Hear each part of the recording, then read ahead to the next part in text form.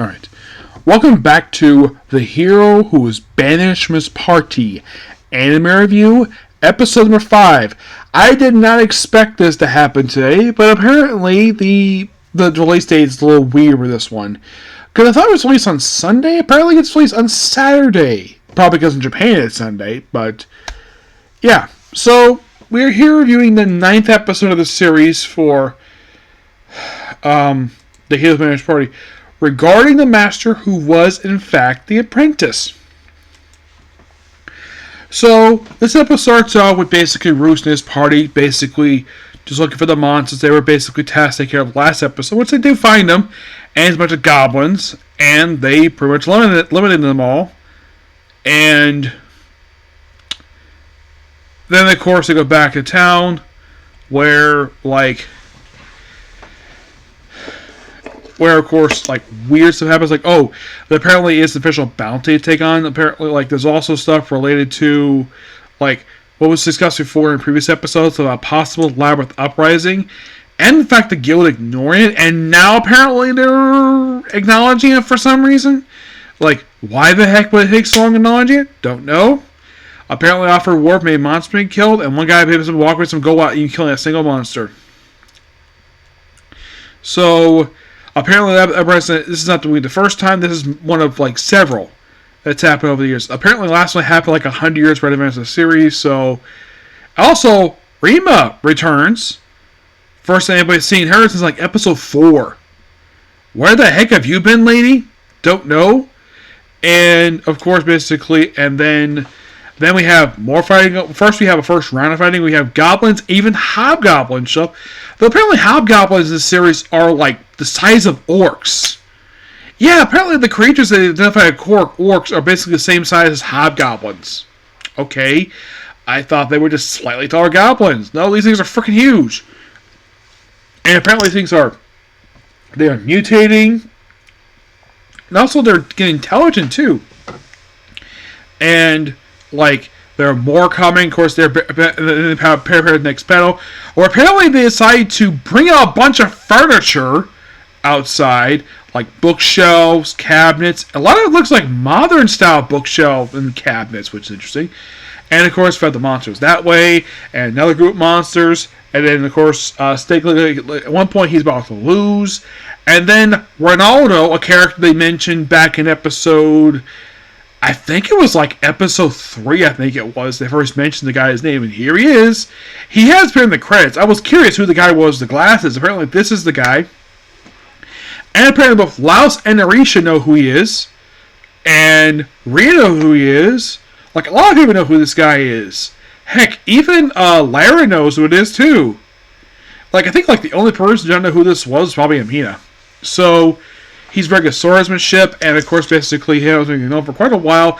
And then a magical door opens on a wall, and here comes Host, where Arena, he's over here, hey, the Guildmaster wants to see you. She's finally, wonder where heck he's been.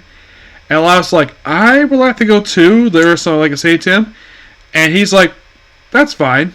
Narisha, you can come too. Why Narisha come? Don't know. So basically, Rina says, let me do the talk. Don't do anything irrational. And then as soon as they open over where the guy's room is, she just fires a fireball at him. And then is this how you treat your master? And she's wait, master? Yeah. Basically, he is our master's master. And it turns out Mist, the guild master, is in fact an elf. So that's the reason why Kevin submitted, because he's an elf? What's wrong with being an elf? He's probably the first non-human, aside from a goblin and an orc and a hobgoblin seen in the series. I think apparently, here's the thing, they mentioned he's the last of his kind. I'm wait, were all the elves wiped out in the series? I'm that's interesting, because normally fantasy anime, almost every single fantasy anime I have personally come across, they have always featured elves. They love featuring elves. They're the most common featured creature, aside from goblins. They are featured a lot. I cannot think of a single anime I have watched where there is no elves. You might think, oh, what about ReZero? Do they have an elf? Yeah, the female lead of the series is half elf. Yeah, just half human, half elf, which, nothing wrong with that. But generally put every single one. I think like the only type of fantasy type of series that you don't have elves is probably Saga Team, because that's set in an alternate World War I Germany.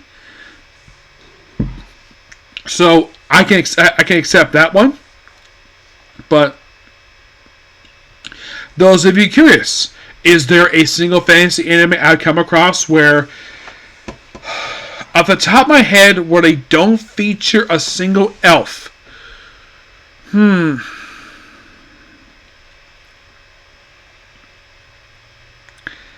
I'd say possibly Parallel Pharmacy, that's one.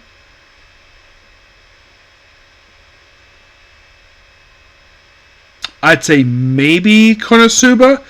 I don't remember seeing an elf in that series. No, nothing I can think of. I know that Bashuka Tensei is an elf. As a matter of fact, she is the main character's first wife. Selfie. Great character. I love her character. But generally put, very common. But I'm like, why would you keep hidden the fact... Oh, they mentioned, apparently their god rejected elves. I'm like, why? Generally put, basically, elves are commonly featured like every single series. So, why the heck feature? I don't know. Like, the one I thought was really strange elves were featured was Black Clover. And it turns out there's a reason why elves weren't featured there. Because they're all freaking dead. Except for like one. Which I found that to be interesting. Yes. Indeed. And... well, all but like one basically was even alive. But generally put, all of them were dead because they're all freaking massacred. And also generally put, elves are usually depicted as pretty decent people. The only series I've seen where the elves are not very nice people is, or at least they're not very trustworthy people, is Soma Spider. So what? That's the only thing I come across where the elves are not very trustworthy. Everyone else, basically, elves seem perfectly fine. Yep. But not much else to say about this episode. It was good. It felt as though basically did answer some questions. The only question I could think this episode did answer is, like, why in the world that Mist basically hit himself. Like, I'd say we have a partial reason why. But... Here's something basically, if you're watching this episode at this point, you're like, why the heck is the guild be incompetent when it comes to basically stuff like not warning people about a frickin' labyrinth uprising? Now, I do appreciate the series so far, hinting at some stuff, and they pay it off. Like in the case of this guy, Ronaldo. They first mentioned the guy's name, and here he is, episode 9. They mentioned the guy Mist. They kind of see partially his face. We don't see his face fully until this very episode. And as I would love to know why he decided to hide himself. I mean, I don't think people have a problem with the fact... Oh, by the way, in this episode, just by sheer coincidence, Laos and Arisha just happened to come across the area where they first met. Yes, just by sheer coincidence in this episode. I'm like, wait, so they met outside of the town he was living in. Okay. But good episode nonetheless. Yep. And I'm sorry this one's not as long as my previous videos because, well, there's not really a lot to talk about. It's a brand new episode. So, that's pretty much a particular view. Please be sure to like, comment, subscribe, turn notifications, and do not hit the like button. Well, next up is the Comic Corner. And then, as far as I can tell, the next video is going to be Bleach. After that, well, if I don't, of the basically three anime supposed to premiere today, if none of them get uploaded, I'm just going to go watch this other anime. Okay? Next video. Bye.